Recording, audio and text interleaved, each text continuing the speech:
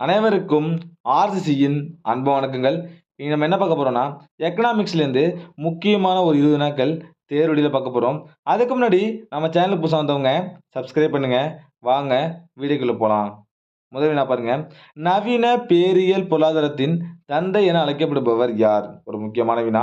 நவீன பேரியல் பொருளாதாரத்தின் தந்தை என அழைக்கப்படுபவர் யார்? இதற்கான சரியான விடை ஆப்ஷன் பி ஜே.எம். கீன்ஸ். நவீன பேரியல் பொருளாதாரத்தின் தந்தை ஜே.எம். கீன்ஸ். இரண்டாவது வினா. சமதர்ம பொருளாதாரத்தின் தந்தை என அழைக்கப்படுபவர் யார்? ஒரு முக்கியமான வினா. அடிக்கடி எக்ஸாம்ல கேட்டிருக்காங்க. சமதர்ம பொருளாதாரத்தின் தந்தை என அழைக்கப்படுபவர் யார்? இதற்கான சரியான விடை ஆப்ஷன் டி காரல் மார்க்ஸ். மூன்றாவது வினா. எத்தனை முறைகளால் தேசிய வருவாய் கணக்கிடப்படுகிறது? எத்தனை முறைகளால் தேசிய வருவாய் கணக்கிடப்படுகிறது? இதற்கான சரியான விடை ஆப்ஷன் பி 3. நாலாவது வினா.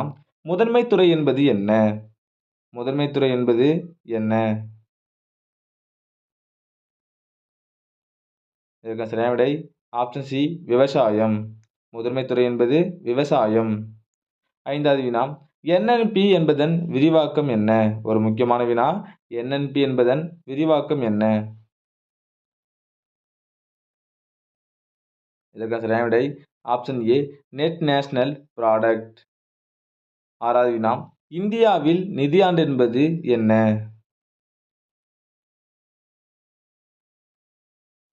இதற்கான சரியான விடை ஆப்ஷன் டி ஏப்ரல் 1 முதல் மார்ச் 31 வரை. இந்தியாவில் நிதியாண்டு என்பது ஏப்ரல் முதல் நாள் முதல் மார்ச் 31 வரை. ஏழாவது வினா. ஒரு நாட்டின் சராசரி வருமானம் என்பது என்ன? ஒரு நாட்டின் சராசரி வருமானம் என்பது என்ன? இதற்கான சரியான விடை ஆப்ஷன் பி தலைவீத வருமானம். ஒரு நாட்டின் சராசரி வருமானம் என்பது தலைவீத வருமானம். எட்டாவது வினா. இந்தியாவில் புதிய பணக்குறியீடு யாரால் வடிவமைக்கப்பட்டது? ஒரு முக்கியமான வினா. இந்தியாவில் புதிய பணக்குறியீடு யாரால் வடிவமைக்கப்பட்டது? இதற்கான சரியான விடை ஆப்ஷன் ஏ உதயகுமார். ஒன்பதாவது வினா. தேசிய வருவாய் என்ற கருத்தை முதலில் அறிமுகப்படுத்தியவர் யார்? தேசிய வருவாய் என்ற கருத்தை முதலில் அறிமுகப்படுத்தியவர் யார்? இதற்கான சரியான விடை ஆப்ஷன் பி சைமன் குஸ்னெட். பத்தாவது வினா. ஜி.என்.பி.யின் விரிவாக்கம் என்ன?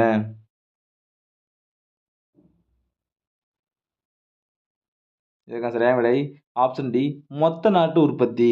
ஜி.என்.பி.யின் விரிவாக்கம் மொத்த நாட்டு உற்பத்தி. 11வது வினா. இரண்டாம் துறை என்பது என்ன? இரண்டாம் துறை என்பது என்ன?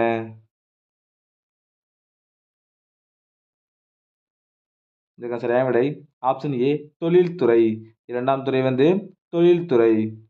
12வது வினா. வருவாய் உயர்ந்தால் நுகர்வு டேஸ் ஆகும். வருவாய் உயர்ந்தால் நுகர்வு டேஸ் ஆகும். இதற்கான சரியான விடை ஆப்ஷன் சி உயரும். வருவாய் உயர்ந்தால் நுகர்வும் உயரும். 13வது வினா.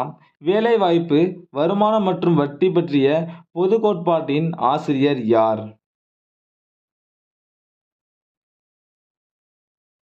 இதற்கான சரியான விடை ஆப்ஷன் பி ஜே.எம். கீன்ஸ். வேலைவாய்ப்பு வருமானம் மற்றும் வட்டி பற்றிய பொது கோட்பாட்டின் ஆசிரியர் வந்து ஜே.எம். கீன்ஸ். 14வது வினா. ஆர்.பி.ஐ.யின் தலைமையகம் அமைந்துள்ள இடம் எது? ஆர்.பி.ஐ.யின் தலைமையகம் அமைந்துள்ள இடம் எது? இதற்கான சரியான விடை ஆப்ஷன் ஏ மும்பை. ஆர்.பி.ஐ.யின் தலைமையகம் மும்பை. 15வது வினா. பணவீக்கம் என்பது என்ன?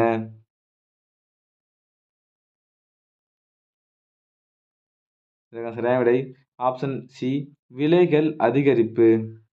16வது வினா. பணவீக்கத்தின் பொழுது பயனடைபவர்கள் யார்? பணவீக்கத்தின் பொழுது பயனடைபவர்கள் யார்? இதற்கான சரியான விடை ஆப்ஷன் பி கடன் பெற்றோர். 17வது வினா. எந்த பழங்குடியினரால் பண்டமாற்று முறை அறிமுகப்படுத்தப்பட்டது?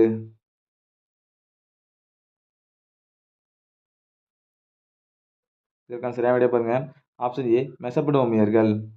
18வது வினா, இந்திய நாணயத்தின் முத்திரை எந்த ஆண்டு நடைமுறைக்கு வந்தது? இந்திய நாணயத்தின் முத்திரை எந்த ஆண்டு நடைமுறைக்கு வந்தது? இதற்கான சரியான விடை ஆப்ஷன் டி, ஜூலை 15, 2010. 19வது வினா, வங்கிகளின் வங்கி என அழைக்கப்படுவது எது? ஒரு முக்கியமான வினா, அடிக்கடி எக்ஸாம்ல கேட்டிருக்காங்க. வங்கிகளின் வங்கி என அழைக்கப்படுவது எது? இதற்கான சரியான விடை ஆப்ஷன் டி, இந்திய ரிசர்வ் வங்கி. கடைசி வினா, நபார்டு வங்கி எப்பொழுது ஆரம்பிக்கப்பட்டது?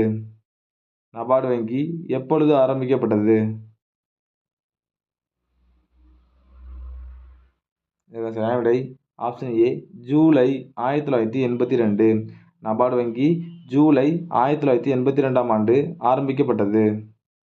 இப்போ பார்த்தீங்கன்னா, தங்க கைகுலுக்கும் திட்டம் 1991 பொருளாதார சீர்திருத்தத்துக்கு பிறகு பொதுத்துறை நிறுவனங்களை லாபகரமான பாதைக்கு திரும்ப அவற்றில் இருந்த அதிகப்படியான பணியாளர்கள் விருப்ப ஓய்வு பெறுவதை ஊக்குவிக்கும் நோக்கில் தங்க கைகுலுக்கும் திட்டம் கொண்டு வரப்பட்டது.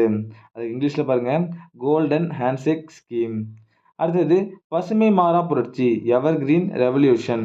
விளைச்சல் மற்றும் வளத்தினை சுற்றுச்சூழலுக்கு எந்தவித பாதிப்பும் ஏற்படாமல் அதிகரித்தல், அதோட நோக்கம்தான் பசுமை மாறா புரட்சி. நண்பர்களே, இனி நம்ம எக்கனாமிக்ஸ்லேருந்து முக்கியமாக 20 வினாக்கள் பார்த்தோம். நீங்கள் எவ்வளோ மார்க்குன்னு கமெண்ட்டில் சொல்லுங்கள். நன்றி, வணக்கம். நாளை மற்றொரு வீடியோவில் சந்திப்போம்.